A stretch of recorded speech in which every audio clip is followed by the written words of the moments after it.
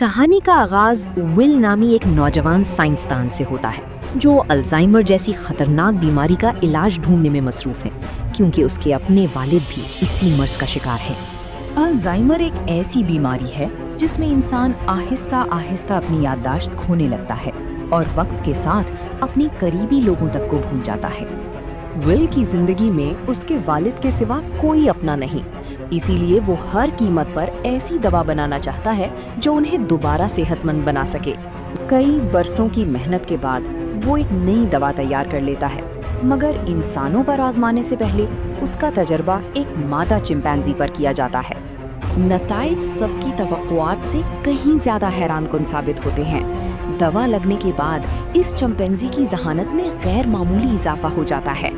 ये कामयाबी देखकर विल बेहद खुश होता है और उसे यकीन हो जाता है कि अब ये दवा इंसानों के लिए भी उम्मीद की किरण बन सकती है। अपनी तहकीक कंपनी के आला अफसरान के सामने पेश करता है, जहां उसके नताइज पर खुसूसी इजलास बुलाया जाता है। बोर्ड के ज्यादातर अरकान इस कामयाबी से मुतासिर होते हैं, क्योंकि इब्तदाई नताइज बहुत हौसला अफजा होते हैं। इसी दौरान वही चिंपैंजी जिस पर दवा आजमाई गई थी, अपनी जगह पर बेचैनी का मुजाहिरा करने लगती है।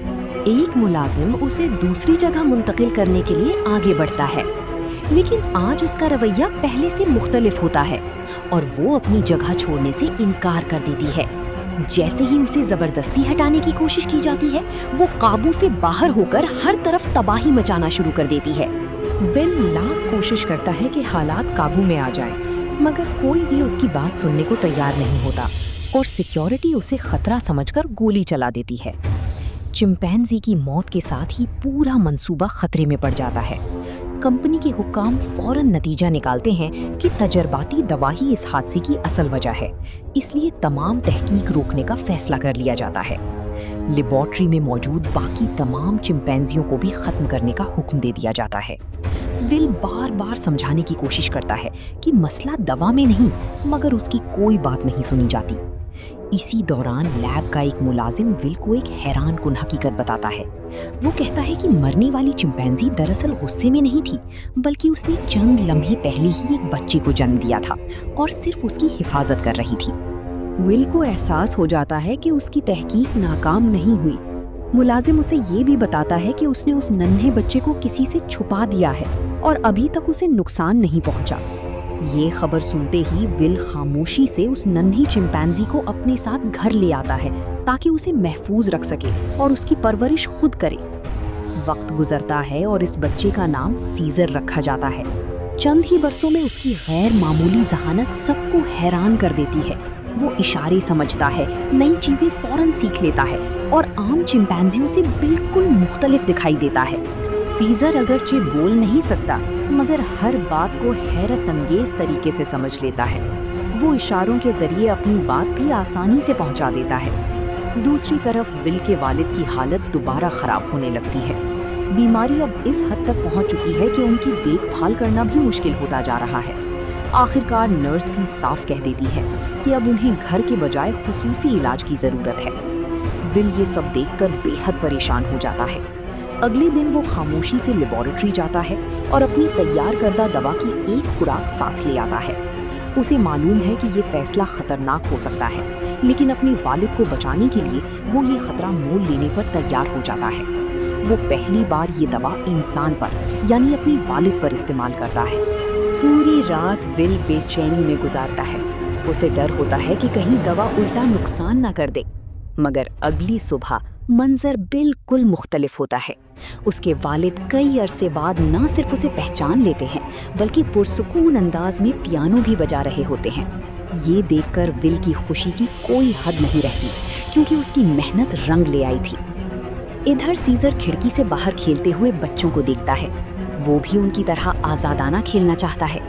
इसी शौक में वो पड़ोसी के सहन में चला जाता है, मगर वहाँ मौजूद शख्स उसे बर्दाश्त नहीं करता और गुस्से में उस पर हमला करने की कोशिश करता है।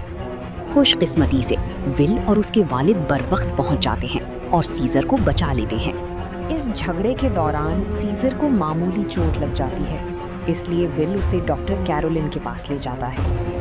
मुआयना करते हुए कैरोलिन जल्द ही महसूस कर लेती है कि ये आम चिंपैंजी नहीं, बल्कि गैर मामूली जहानत रखता है। इसी मुलाकात के बाद विल और कैरोलिन के दरमियान दोस्ती बढ़ने लगती है।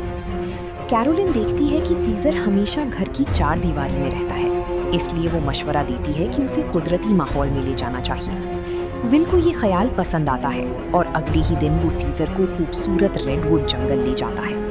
सरसब्ज दरख्तों और खुली फिजा को देखकर सीजर पहली बार खुद को वाकई आज़ाद महसूस करता है। अब सीजर को अपनी असल हकीकत मालूम हो चुकी थी। उसे पता चल गया कि वो आम चिंपैंजी नहीं बल्कि एक कामयाब साइंसी तजुर्बे का नतीजा है। दूसरी तरफ विल के वालिद की तबीयत एक बार फिर बिगड़ने लगती है। दवा का असर आहिस्ता आहिस्ता खत्म हो रहा था और बीमारी दोबारा उन पर हावी होने लगी थी। एक दिन जब विल लेबॉर्ट्री में मसरूफ होता है, उसके वालिद गाड़ी चलाने की कोशिश करते हैं, मगर बीमारी की वजह से वो गाड़ी पर काबू नहीं रख पाते और सीधा पड़ोसी की गाड़ी से जा टकराते हैं।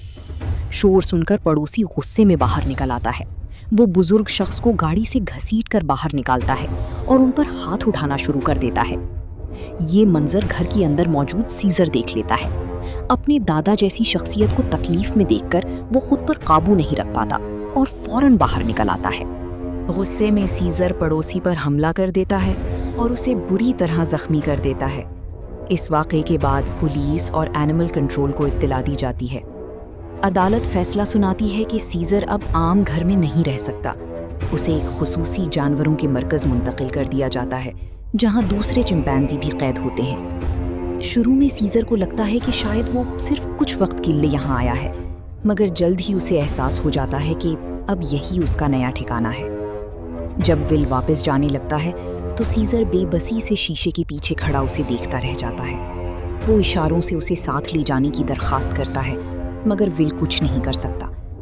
ये लम्हा दोनों के लिए इंतहाई दर्दनाक होता है, क्योंकि पहली बार वो एक दूसरे से जुदा हो रहे होते हैं। घर वापस आकर विल अपने वालिद की बिगड़ती हुई हालत देखता है और फैसला करता है कि उसे पहले से ज़्यादा ताकतवर दवा तैयार करनी होगी। वो दोबारा तहकीक शुरू कर देता है और दिन रात मेहनत के बाद नई दवा बना लेता है। उधर कैद खाने में सीजर हर रोज़ अपने घर और आज़ाद ज़िंदगी को याद करता रहता है। वो दीवार पर चौक से खिड़की की तस्वीर बनाता है, क्योंकि इसी खिड़की से वो बाहर की दुनिया देखा करता था। इसी दौरान लेबॉरेटरी में नई दवा का एक और तजर्बा किया जाता है। तजर्बा कामयाब रहता है, लेकिन हादसाती तौर पर दवा की गैस एक मुलाजिम फ्रैंकलिन के जिस्म में दाखिल हो जाती है। उस वक्त किसी को अंदाज़ा नहीं होता कि यही वाक़या मुस्तक़बिल में पूरी दुनिया की तकदीर बदलने वाला है। विल सीजर से मिलने इस मरकज़ में पहुंचता है, मगर उसे देखकर खुश होने के बावजूद सीजर महसूस करता है कि आज भी वो उसे वापस घर नहीं ले जा सकेगा। कैद की ज़िंदगी अब उसके लिए नाकाबिले बर्दाश्त बनती जा रही थी। गंदा माहौल, सख्त रवैया और आज़ादी की कमी उसके अंदर खामोश बगावत को जन्म दे रही थी। इसी दौरान विल के वालिद की हालत अचानक बहुत ज़्यादा ख़राब हो जाती है। विल उन्हें बचाने की हर मुमकिन कोशिश करता है, मगर इस बार किस्मत उसका साथ नहीं देती। अपने वालिद को खोने के बाद वो अंदर से मुकम्मल तौर पर टूट जाता है। अब उसकी ज़िंदगी में सीजर ही वाहिद ऐसा वजूद रह जाता है जिसे वो अपना ख़ानदान समझता है। वहाँ का जो हेड होता है विल उसे बहुत सारे पैसे देता है और कहता है कि मैं सीजर को अपने साथ ले जाना चाहता हूँ। उस जगह का हेड इतने सारे पैसे देखकर विल की बात मान जाता है। विल सीजर के पास आया और उसे अपने साथ चलने को कहा, लेकिन सीजर दरवाजा बंद कर देता है, क्योंकि अब वो विल के साथ नहीं जाना चाहता। हालांकि सीजर को विल से बिछड़ने का दुख तो था, लेकिन अब वो किसी का पालतू बनकर जिंदगी नहीं गुजारना चाहता था। वो अपने साथ साथ उस जगह में बंद बाकी चिंपैंजीज को भी आजाद देखना चाहता था, जिसके बाद विल को लौटना पड़ता है। रात को उस जगह काम करने वाले एक लड़के के कुछ दोस्त यहाँ पर चिंपैंजीज को देखने के लिए आते हैं, और जब इनमें से एक लड़का सीजर के पास आता है तो सीजर उसे पकड़कर अपनी तरफ खींचता है और उसकी जेब से चाकू निकाल लेता है। उस चाकू से सीजर रात को अपने सेल का गेट खोल लेता है। उसके बाद वो सेल से निकलकर चुपके से छत के रास्ते से होते हुए सीधा विल के घर पहुंच जाता है, जहाँ पर उसे वो नई दवा मिल जाती है जो विल ने अल्जाइमर के नए पेशेंट्स के लिए बनाई थी। और अब इस दवा को लेकर वापस वो उसी जगह आ जाता है जहाँ पर बाकी चिंपैंजीज को कैद किया गया है, और वहाँ पर उस दवा को खोल देता है,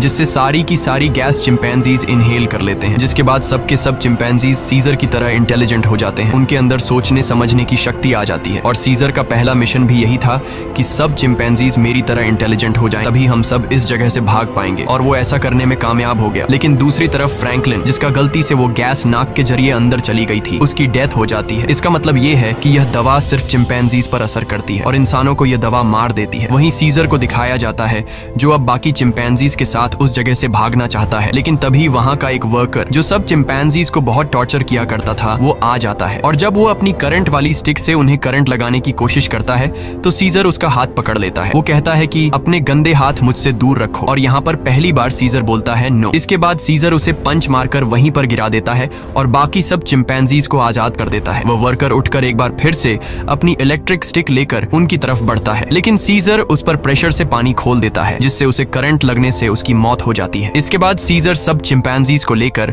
पास के एक जू में पहुंच जाता है। वो वहां के सभी चिंपैंजीज को आजाद करके अपनी टीम में शामिल कर लेता है और अब ये सब के सब विल की लैब में पहुंच जाते हैं। वहां पर भी बहुत सारे चिंपैंजीज होते हैं, ये उन्हें भी आजाद कर देते हैं और अब इन सब की एक टीम बन चुकी है। वहीं विल, जिसे सीजर की बहुत ज्यादा याद आती है, वह उस जगह कॉल करता है जहां पर सीजर को कैद कर रखा गया था, पर उसका कॉल कोई रिसीव नहीं करता। इसलिए वह जल्दी से कैरोलिन के साथ वहां पर पहुंच जाता है। वो देखते हैं कि यहाँ पर तो एक भी चिंपैंजी मौजूद नहीं। तभी उन्हें एक जख्मी वर्कर दिखाई देता है। विल उससे पूछता है कि यहाँ पर क्या हुआ। वह बताता है कि तुम्हारा सीजर सबको अपने साथ ले गया और वह पहली बार बोला भी था। ये सुनकर विल बहुत ज्यादा परेशान हो जाता है और अब वह समझ जाता है कि सीजर अपने सभी साथियों के साथ रेडवुड जा रहा है, जहां पर बचपन में उसे ले जाया करता था। सीजर शहर के रास्ते से अपने साथियों के साथ आगे की तरफ बढ़ रहा होता है। रास्ते में एक ब्रिज आता है जहां पर पुलिस उनका रास्ता रोक लेती है और इसके बाद चिंपैंजीज और पुलिस के बीच में एक बहुत बड़ी फाइट होती है। हालांकि सीजर का मकसद इंसानों को चोट पहुंचाना नहीं था, बल्कि अपने चिंपैंजी भाइयों को आजाद करके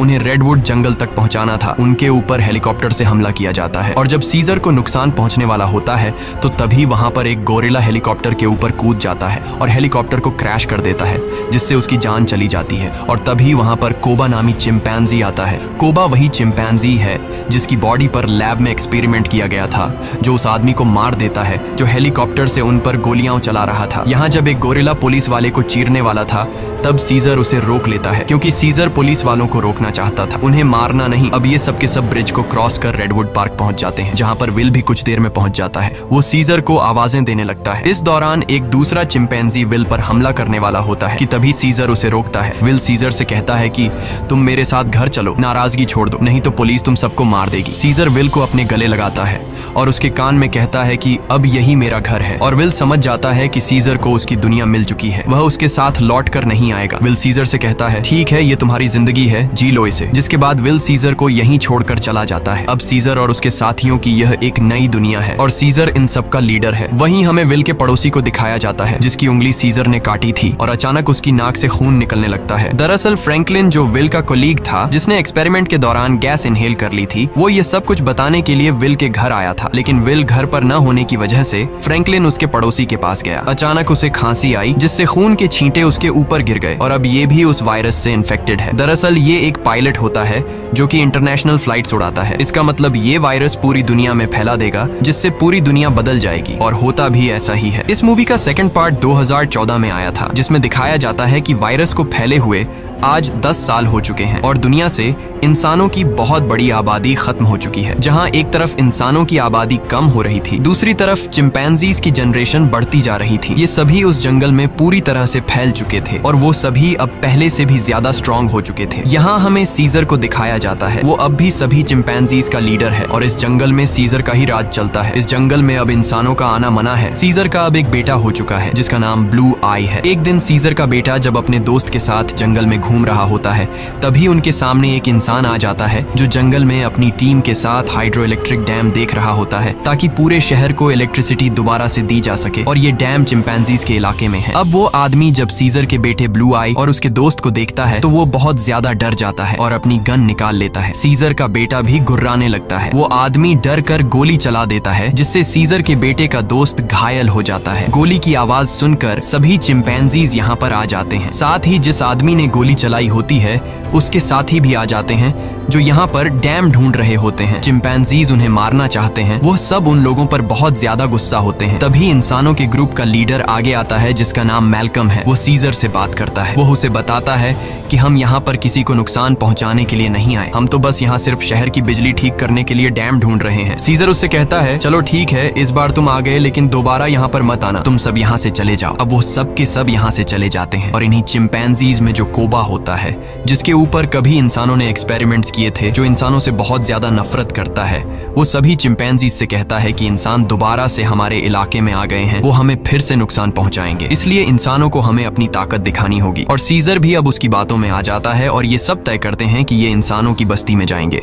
और अब सीजर अपने घोड़े पर बैठकर सबके आगे होता है, उसके साथ सभी चिंपैंजीज इंसानों के इलाके में जाते हैं। यहाँ पर दिखाया जाता है कि जो पहले रोशनियों से चमकने वाला एक खूबसूरत शहर हुआ करता था, अब वो पूरी तरह से वीरान हो चुका है। यहाँ पर टेक्नोलॉजी और बहुत सारी चीजें अब पूरी तरह से खत्म हो चुकी हैं। सीजर अपनी पूरी सेना को लेकर इंसानों के इलाके में पहुंच जाता है, जहाँ पर मैल्कम एक बार फिर से सीजर के सामने आता है और वो सीजर से कहता है कि हम तुमसे माफी मांग चुके हैं। सीजर कहता है कि आज के बाद अगर हमारे इलाके में कोई भी आया तो हम उसे मार देंगे। हम युद्ध नहीं चाहते, लेकिन अगर इंसानों ने दोबारा हमारे इलाके में आने की कोशिश की तो हम किसी को नहीं छोड़ेंगे। यहाँ पर कोबा भी होता है। कोबा चाहता है कि वो इंसानों से युद्ध लड़े, लेकिन सीजर इंसानों को वार्निंग देकर यहाँ से पूरी सेना के साथ निकल जाता है। वही मैल्कम को दिखाया जाता है जो बहुत ज्यादा परेशान होता है, क्योंकि जिस जगह में ये लोग रह रहे थे वहाँ पर बिजली नहीं थी और उनका पावर प्लांट खास उसी जगह में था जहाँ पर चिंपैंजीज का इलाका था। वहाँ पर जाना मतलब अपनी मौत को दावत देना है। लेकिन सारी जिंदगी ये लोग बिना इलेक्ट्रिसिटी के तो नहीं रह सकते थे, इसलिए उन्हें हर हाल में वहाँ पर जाकर बिजली ठीक करनी थी। मैल्कम अपने सीनियर से कहता है कि हमें एक बार सीजर से बात करके देखना चाहिए, क्या पता वो हमारी तकलीफ को समझ ले। जिसके बाद मैल्कम अपनी फैमिली और एक ग्रुप लेकर वहाँ जंगल के बाहर पहुंच जाता है। मैल्कम जब सीजर को अपनी सारी सिचुएशन बताता है तो सीजर समझ जाता है, क्योंकि वो इंसानों के साथ रह चुका है। उसे पता है कि इलेक्ट्रिसिटी का मतलब क्या है और इंसानों के लिए वो कितनी जरूरी है। सीजर कहता है ठीक है, तुम लोग अंदर आ सकते हो, मगर एक शर्त पर, तुम्हें सारे हथियार हमारे हवाले करने होंगे। मैल्कम मान जाता है और अब अपनी टीम के साथ वो उस जगह पहुंच जाता है जहां पर पावर प्लांट है और इसके बाद ये लोग वहां पर काम करना शुरू कर देते हैं। मैल्कम की वाइफ और उसका बेटा चिंपैंजीज के बच्चों से बहुत जल्दी घुल मिल जाते हैं और जब ये लोग पावर प्लांट पर काम कर रहे होते हैं तभी एक चिंपैंजी को वहां पर छुपी हुई एक गन मिलती है और वो गन सीधा वो लेकर जाता है सीजर के पास। और जब सीजर को पता चलता है कि इंसान अपने साथ छुपाकर यहाँ पर गन लाए हैं तो उसका गुस्सा एक बार फिर से भड़क जाता है और वो मैल्कम और उसके साथियों से कहता है तुम जंगल छोड़कर चले जाओ। लेकिन तभी सीजर को पता चलता है कि उसकी पत्नी, जो बहुत लंबे समय से बीमार थी, मैल्कम की पत्नी ने उसे दवा दी थी जिससे अब वो पूरी तरह से ठीक हो गई। ये देखकर सीजर इंसानों को एक और मौका देता है। वो कहता है तुम्हारे पास एक दिन और है, तुम इस पूरे पावर प्लांट को ठीक कर सकते हो और इसके बाद यहाँ से चले जाना। दरअसल मैल्कम का एक साथी जो कभी एक पुलिस ऑफिसर हुआ करता था, उसे चिंपैंजीज पर बिल्कुल भरोसा नहीं है। वो उनसे नफरत करता है और वो यहाँ पर गन्स लेकर आया होता है। उनके पास और भी गन्स होते हैं और जब ये लोग गन्स एक दूसरे को पास कर रहे होते हैं तो ऊपर से कोबा देख लेता है। कोबा गुस्से से लाल हो जाता है कि ये इंसान तो बिल्कुल भी भरोसे के लायक नहीं है और कोबा इंसानों से बहुत ज्यादा नफरत करता है और वो जल्दी से सीजर के पास जाता है। वो उसे बताता है कि इंसानों के पास और भी हथियार हैं, इंसान भरोसे के लायक नहीं है, तुम्हें उन्हें हमारे इलाके से निकालना होगा। जिस पर सीजर उसे सब्र रखने को कहता है। इस बात से कोबा को गुस्सा आता है। वो कहता है तुम्हें अपने साथियों की बिल्कुल भी परवाह नहीं है, तुम इंसानों से प्यार करते हो क्योंकि तुम भी उन्हीं में से एक हो। और अब सीजर को इस बात पर गुस्सा आता है और वो कोबा पर हमला कर देता है। सीजर उसे बहुत बुरी तरह से घायल कर देता है। कोबा अब बदले की आग में जलने लगा। वो यहाँ से सीधा उस जगह जाता है जहाँ पर इंसान और उनके हथियार हैं। वो वहाँ से इंसानों के हथियार लेता है और बहुत सारे इंसानों को मार देता है और उन्हें मारने के बाद वापस वो अपने इलाके में आता है जहाँ पर वो अपने ही चिंपैंजीज के कई घरों को आग लगा देता है। और जब मौका देखता है कि सीजर बिल्कुल अकेला है, उसके पास कोई भी नहीं है, तो वो चुपके से सीजर को भी गोली मार देता है। सीजर वहीं झाड़ियों में गिर जाता है। इसके बाद कोबा अब सभी चिंपैंजीज के पास जाता है और कहता है इंसानों ने हमारे घर जला दिए और हमारे लीडर सीजर को भी मार दिया, वो हम पर हमला कर रहे हैं, हमें उन्हें सबक सिखाना होगा। कोबा इंसानों के खिलाफ युद्ध का ऐलान कर देता है। साथ ही वो यह भी ऐलान करता है कि अब मैं तुम सब का लीडर हूँ। इसे सब लीडर मान लेते हैं और इंसानों से युद्ध लड़ने के लिए तैयार हो जाते हैं। दूसरी तरफ इंसानों को दिखाया जाता है जहाँ उनके घरों में अब लाइट आ चुकी होती है क्योंकि पावर प्लांट ठीक हो चुका है। वो सब एक साथ मिलकर एंजॉय कर रहे होते हैं। वहीं कोबा अपनी पूरी सेना के साथ उस जगह पहुंच जाता है जहाँ पर इंसानों के हथियार हैं। सबसे पहले ये चिंपैंजी चिंपैंजीज इंसानों के हथियार को लूटते हैं और इसके बाद उन्हीं हथियारों से इंसानों के ऊपर हमला कर देते हैं। कई इंसानों को मार दिया जाता है। यहाँ पर वो छोटा चिंपैंजी भी होता है जिसे जंगल में एक इंसान ने गोली मारी थी और अब कोबा उसे हथियार देता है और कहता है तुम्हें इंसानों को मारना होगा, पर वह मना कर देता है क्योंकि सीजर ने उसे सिखाया था कि कभी भी किसी भी इंसान पर बिना वजह हमला मत करना। और जब वो बच्चा कोबा का ऑर्डर नहीं मानता तो कोबा उसे मार देता है। साथ ही जो चिंपैंजीज उसका हुक्म नहीं मानते वो उन्हें कैद कर लेता है। वही जंगल में मैल्कम और उसकी वाइफ शहर की तरफ आ रहे होते हैं। तभी वहाँ पर उन्हें सीजर दिखता है जो बहुत बुरी तरह से घायल होता है। वो सीजर को अपनी गाड़ी में बैठाकर अपने घर ले आते हैं। वो उसका ट्रीटमेंट करते हैं और सीजर का अच्छी तरह से ख्याल रखते हैं जिससे सीजर की जान में दोबारा जान आ जाती है। सीजर के होश में आने के बाद वो उन्हें बताता है कि मेरे पर हमला मेरे साथी ने किया है जिसका नाम है कोबा। मैल्कम को भी यहाँ पर पूरी बात समझ में आ जाती है। सीजर पूरी तरह से ठीक नहीं था, इसीलिए उसे पूरी तरह से रिकवर करने के लिए मैल्कम मेडिसिन लाने के लिए स्टोर पर जाता है और तभी उसके सामने सीजर का बेटा आ जाता है जिसके हाथ में गन होती है। वो मैल्कम को शूट करने वाला होता है कि मैल्कम उसे बता देता है तुम्हारे पिता सीजर अब भी जिंदा हैं। वो हमारे पास हैं और उन्हें और किसी ने नहीं बल्कि कोबा ने शूट किया है। इसके बाद मैल्कम सीजर के बेटे को अपने घर ले आता है। वो अपने पिता को जिंदा देखकर बहुत खुश हो जाता है, जहाँ पर सीजर का बेटा सीजर को बताता है कि किस तरह से कोबा ने अपने आप को लीडर बनाया और उसने बाहर की दुनिया में मासूम लोगों की जान ली। सीजर के बेटे को भी अब पता चल चुका है कि उसके पिता सीजर पर और किसी ने नहीं बल्कि कोबा ने गोली चलाई थी। इसीलिए अब वह वापस उसी जगह जाता है जहाँ पर कोबा ने इंसानों को और बहुत सारे चिंपैंजीज को बंदी बनाकर रखा है। सीजर का बेटा सबको आजाद कर देता है। मैल्कम भी उनका साथ देता है और वो उन सबको टावर के अंदर ले आता है जहाँ पर उसकी मुलाकात वही पुलिस ऑफिसर से होती है। वह ऑफिसर मैल्कम को बताता है कि इलेक्ट्रिसिटी आने के बाद मैंने रेडियो से आर्मी के साथ कांटेक्ट कर लिया है और बहुत जल्द बहुत बड़ी आर्मी की सेना यहाँ पर आने वाली है जो सभी चिंपैंजीज का खात्मा कर देगी। साथ ही वह यह भी बताता है कि मैंने टावर के ऊपर बहुत सारे बॉम्ब्स को फिट कर दिया है ताकि जब चिंपैंजीज टावर के ऊपर चढ़ेंगे तो मैं बॉम्ब को ब्लास्ट करके उन सब चिंपैंजीज को मार दूंगा। हालांकि इसमें उसकी खुद भी जान चली जाएगी। उसके हाथ में रिमोट कंट्रोल होता है और अब ये देखने के बाद मैल्कम और सभी इंसान वहां से भागना शुरू कर देते हैं। वहीं सीजर को दिखाया जाता है जो अब यहाँ पर पहुंच चुका है। उसका सामना कोबा से होता है और कोबा और उसके बीच फाइट शुरू हो जाती है। सीजर को जिंदा देखकर बाकी चिंपैंजीज भी कोबा की गद्दारी को जान चुके हैं। वहीं हमें उस पुलिस ऑफिसर को दिखाया जाता है जो टाउन के एक हिस्से को बॉम्ब से ब्लास्ट कर देता है जिसमें कई सारे चिंपैंजीज मारे जाते हैं, लेकिन कोबा, सीजर और उसके कई साथी अब भी जिंदा हैं। जब कोबा देखता है कि बहुत सारे चिंपैंजीज वापस सीजर को सपोर्ट करने लगे हैं तो वह उन सब पर गोलियां चलाना शुरू कर देता है। तभी सीजर काफी ऊंचाई से कोबा पर हमला कर देता है और उसे बिल्डिंग से नीचे धकेल देता है। कोबा लोहे की रॉड से लटक जाता है। अब वह सीजर से कहता है प्लीज मुझे बचा लो, जिसके बाद सीजर उसका हाथ पकड़ लेता है, लेकिन कोबा ने जो किया है उसे माफ नहीं किया जा सकता। इसीलिए सीजर उसका हाथ छोड़कर उसे नीचे गिरा देता है जिससे उसकी मौत हो जाती है। और अब मैल्कम और सीजर एक दूसरे के सामने होते हैं। ये दोनों एक दूसरे से हाथ मिलाते हैं, यानी कि यह दोनों अब अच्छे दोस्त हैं जैसे कभी सीजर विल का हुआ करता था। मैल्कम सीजर को बताता है कि बहुत जल्दी यहाँ पर आर्मी आने वाली है, तुम सबको यहाँ से निकलना होगा ताकि इस जंग को रोका जा सके। सीजर कहता है कि अब इंसानों और चिंपैंजीज के बीच जो वॉर है उसे कभी खत्म नहीं किया जा सकता। इसी के साथ यह कहानी खत्म हो जाती है। अगर वीडियो आपको अच्छी लगी हो तो हमारे चैनल को सब्सक्राइब और वीडियो को लाइक जरूर कीजिएगा।